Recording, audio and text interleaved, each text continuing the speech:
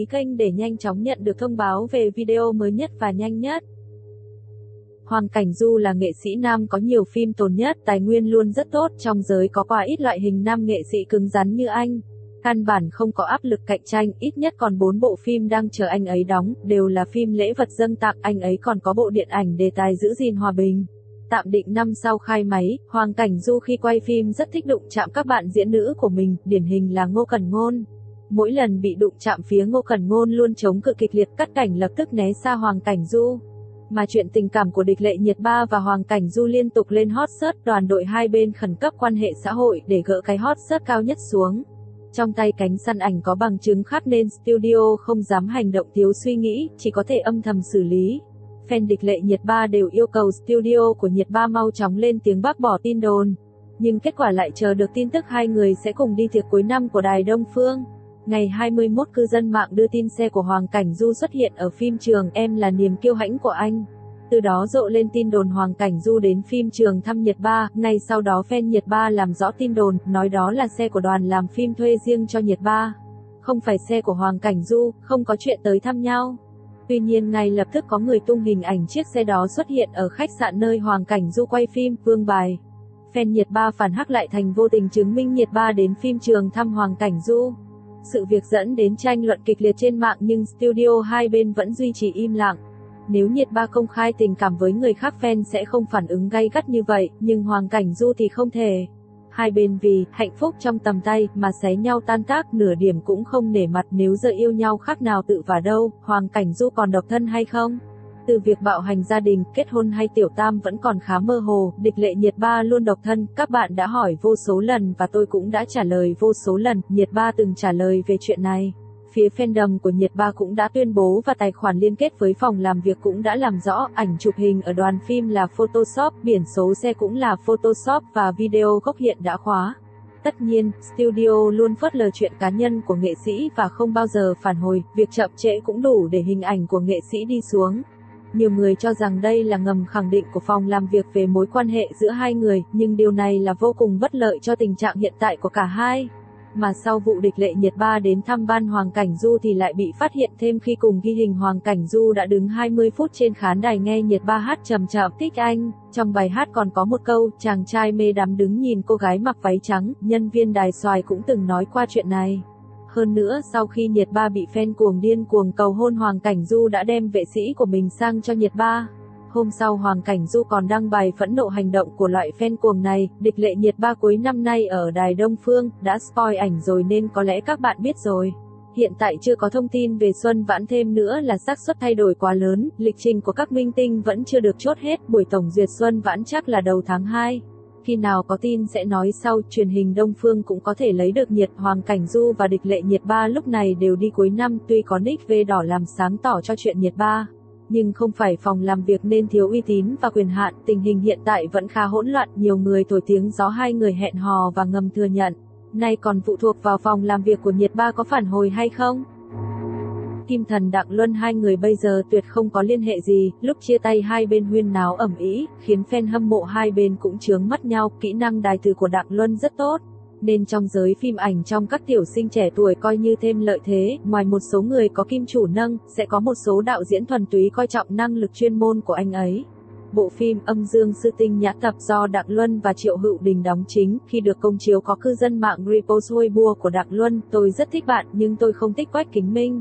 Thật ngang trái. Sau đó Quách Kính Minh đã trả lời, đừng vì tôi mà không thích Luân ca, Luân vô tội. Quách Kính Minh thực quá trà xanh đi. PR phim thì PR phim còn đăng Weibo nói, đừng vì tôi mà không thích Đặng Luân, ai lại vì anh ta mà không thích Đặng Luân chứ? Là khán giả không thích tác phẩm một phần là vì không có niềm tin vào đạo diễn, hoặc cảm thấy tác phẩm không hay không đáng tiêu tiền. Quách đạo diễn tuyên truyền phim còn đem theo nam diễn viên có lưu lượng cao nhất ra trà khiến mùi trà bay ngây ngất. Thật ra Quách đạo diễn đã nghĩ ra một loạt đề tài để xào cho Tinh Nhã Tập nhưng đều bị Đặng Luân cự tuyệt. Trước đó vì người đại diện của Đặng Luân gây sự với các nền tảng hại anh ấy không có phim để quay. Sau khi Đặng Luân rời khỏi người đại diện thì mọi thứ dần đi vào quỹ đạo, kịch bản trong tay rất nhiều.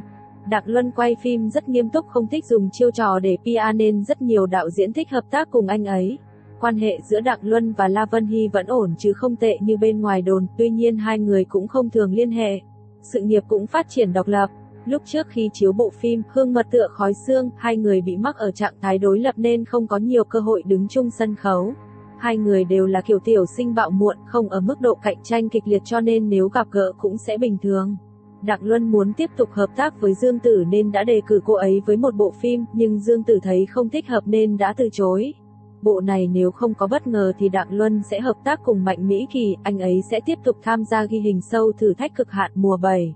Anh ấy hợp tác rất vui vẻ với ekip chương trình, ngoài ra anh ấy còn tiếp xúc với bộ phim truyền hình Hiền Lệ Olympic Pháo Hoa Mùa Đông, đội ngũ sản xuất của bộ phim này không tồi.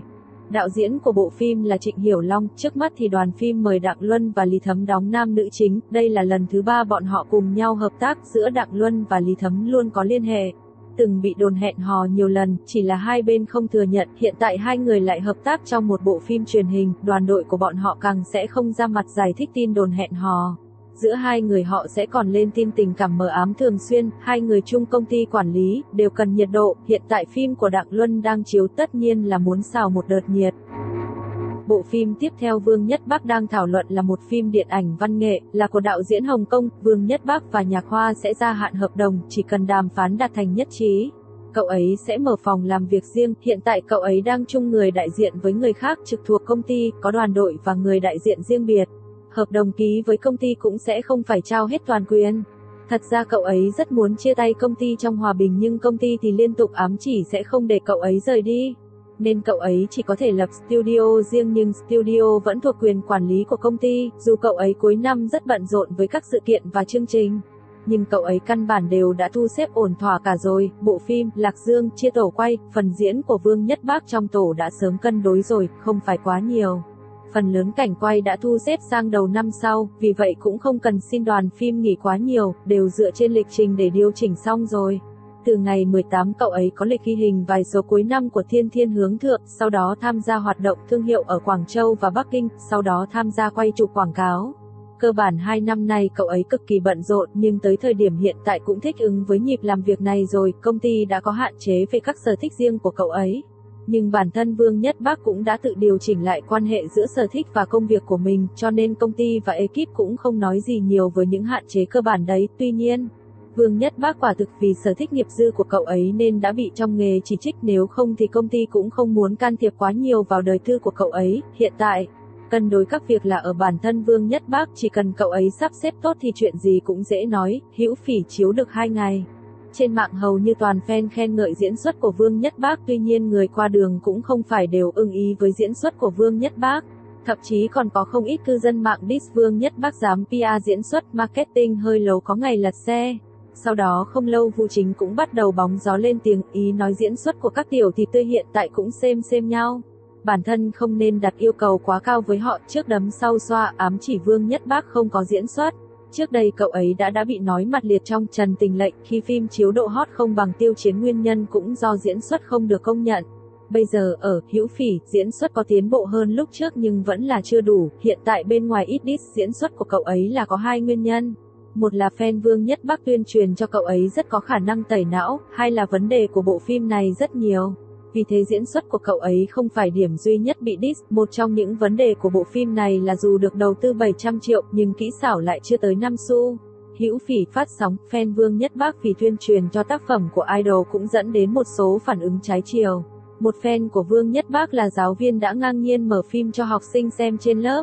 Hậu viện hội của Vương Nhất Bác đã nhanh chóng đưa ra thông báo phản đối hành động kia, đồng thời kêu gọi fan chống lại những hành động ủng hộ thần tượng, thiếu lý trí. Tuy sự việc có dẫn đến những phản ứng trái chiều nhưng hậu viện hội hành động như vậy cũng xem như cho người qua đường một câu trả lời xác đáng, không dẫn đến gây ảnh hưởng xấu tới Vương Nhất Bác. Danh tiếng của Hữu Phỉ nửa tốt nửa xấu, khen chê đều có, diễn xuất của diễn viên đều ok, nhưng hiệu ứng và vân vân đều không theo kịp diễn viên. Quan hệ giữa hai diễn viên chính trong phim Triệu Lệ Dĩnh và Vương Nhất Bác rất tốt.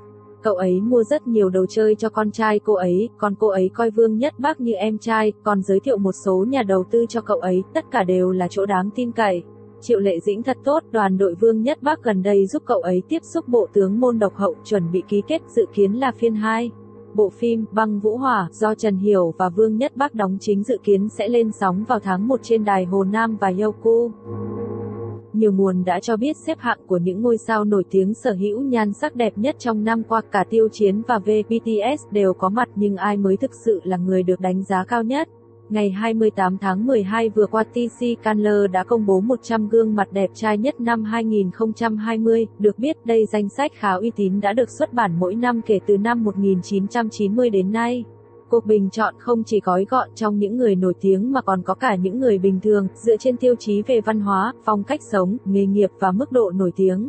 Sau một năm bình chọn và đánh giá từ công chúng, 100 người chiến thắng đã được tiết lộ sau khi thu hẹp từ 125.000 ứng cử viên. Theo đó, Kim Tae-hyung, thành viên nhóm nam BTS của Hàn Quốc, đứng ở hạng quán quân, trong khi nam diễn viên Hoa ngữ Tiêu Chiến được vinh danh ở hạng 7. Trở lại ngày 19 tháng 12, The Beauty World cũng công bố danh sách 100 người đàn ông đẹp trai nhất thế giới năm 2020. Đã có hơn 1.000 đề cử trên toàn cầu nhưng ban tổ chức chỉ lựa chọn ra 100 người hoàn hảo nhất.